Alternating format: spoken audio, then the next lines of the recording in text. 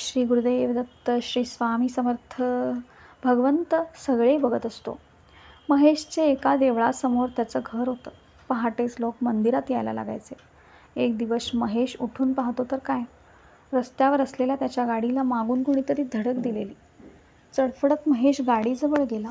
किती नुकसान झालं हे बघायला. तर काचेवर अडकवलेली एक चिठ्ठीत एक नाव आणि फोन नंबर लिहिलेला होता आणि फोन करण्यास सांगितले होते.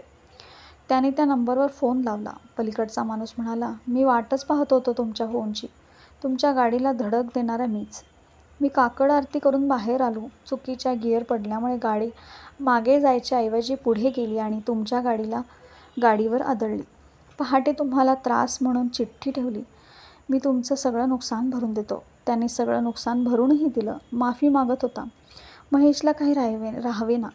त्याने विचारलं, तुम्हाला धडक देताना कोणी पाहिलं नव्हतं. आपणहून कबूल कसं काय केलं? हे सगळं टाळू शकला असतात. तो माणूस म्हणाला, कोणी बघत नव्हतं कसं? भगवंत सगळं बघत असतो. आणि रोज पहाटे दर्शन घेऊन माझ्या अंगात एवढाही प्रामाणिकपणा नसेल तर माणसाला मंदिरात जाण्याचा काय अधिकार? श्री स्वामी समर्थ. श्री गुरुदेव.